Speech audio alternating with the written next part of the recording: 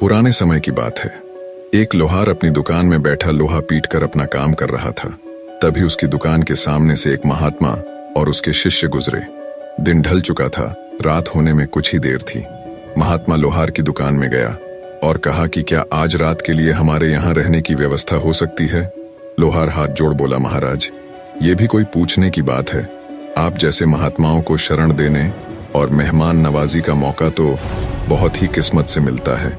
लोहार ने महात्मा जी और उनके शिष्यों की ठहरने की पूरी व्यवस्था की। उनकी अच्छे से मेहमान नवाजी की और बढ़िया भोजन करवाया।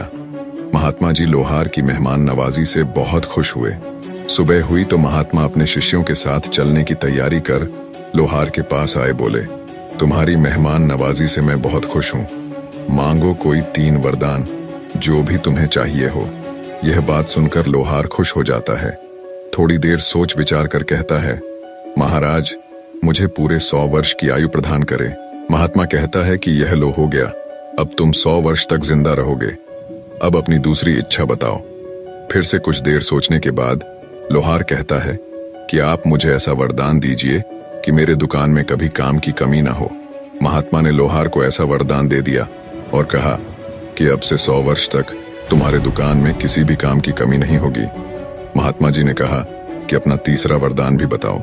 कुछ सोचने के बाद भी लोहार की कुछ समझ में नहीं आया तो वह वहां रखी एक कुर्सी की तरफ इशारा करते हुए बोला, जो भी इस कुर्सी पर बैठे वह मेरी मर्जी के बिना ना उठ पाए। महात्मा जी ने तीसरा वरदान देते हुए कहा, आज के बाद जो भी इस कुर्सी पर बैठेगा वह तुम्हारी मर्जी के बगैर उठ नहीं पाएगा। और महात्मा जी अपने शिष्यों के साथ चले गए। लोहार की जिंदगी अब बड़ी खुशी से चलने लगी। उसके पास किसी प्रकार के कोई काम की कमी नहीं थी। सेहत भी उसकी ज्यों की त्यों थी। वो एकदम हट्टा कट्टा और जवान था। उसके कुछ साथी मर गए तो कुछ बिल्कुल बूढ़े हो चले थे। अब लोहार के भी 100 वर्ष पूरे होने को चले थे। लोहार एक दिन काम में व्यस्त था। तभी यमराज उसकी दुकान पर आया और बोला, चलो मेरे साथ, तुम्हारा वक्त पूरा हुआ। लोहार कुछ सोचते हुए अपनी होशियारी दिखाता है और यमराज से कहता है, महाराज, मुझे बस थोड़ा सा समय दे दीजिए। मैं अपने औजारों को अलग अलग करके रख दूं ताकि वह मेरे बेटों को आसानी से मिल जाए। तब तक आप कृपया करके उस कुर्सी पर बैठ जाएं। लोहार उसी कुर्सी की ओर इशारा करता है और फिर से कहता है, मुझे बस 2 मिनट का समय दीजिए, मैं अपना काम पूरा कर लेता हूँ, फिर मैं आपके साथ चलने के लिए तैयार रहूंगा। जैसे ही यमराज जी उस कुर्सी पर बैठते हैं, लोहार खुशी से झूम उठता है और जोरों से हंसने लगता है और कहता है, जो इस कुर्सी पर बैठ जाता है वो मेरी मर्जी के बगैर नहीं उठ सकता। मुझे महात्मा जी द्वारा वरदान प्राप्त है।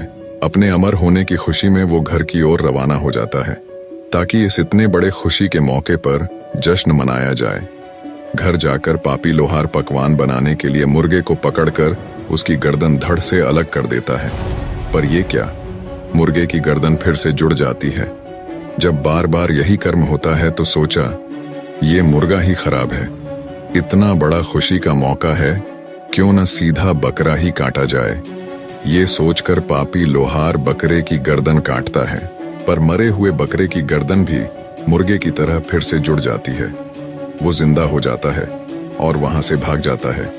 लोहार की हैरानी की कोई सीमा नहीं थी। कुछ सोचता है और फिर एकदम से अपना सिर पकड़कर बैठ जाता है।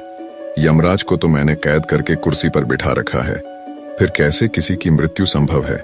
सोचता है कि इस दुनिया में अब किसी की मृत्यु हो ये नामुमकिन है। सोचा, कोई बात नहीं, मुर्गा बकरा न सही, दाल चावल खाकर ही गुजारा कर लूंगा।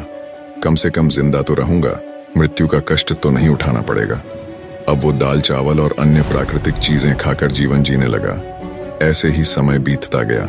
यमराज जी को उस कुर्सी पर बैठे करीब 1 साल हो गया। पूरी दुनिया में तबाही का मंजर था। किसी की भी मृत्यु न होने के कारण आसमान पूरी तरह से मच्छर मक्खियों से काला पड़ गया था। खेतों में होने वाली पैदावार को भी कीट पतंगे और अन्य जंगली जानवर चट कर गए। पृथ्वी पर बड़े बड़े जहरीले सांप पैदा हो गए।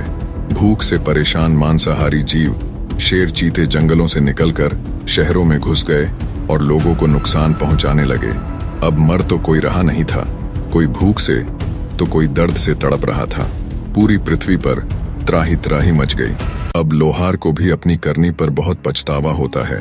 खुद से कहता है, मैंने अपने स्वार्थ में यमराज को उस कुर्सी पर बैठा दिया जिससे पूरी दुनिया तहस नहस हो गई। इस जिंदगी से अच्छा तो मैं मृत्यु का कष्ट ही सह लेता।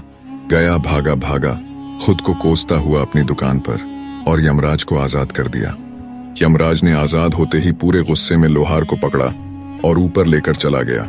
कुछ ही समय बाद धीरे धीरे पूरी दुनिया में मृत्यु होने लगी और धीरे धीरे सब सामान्य होता चला गया।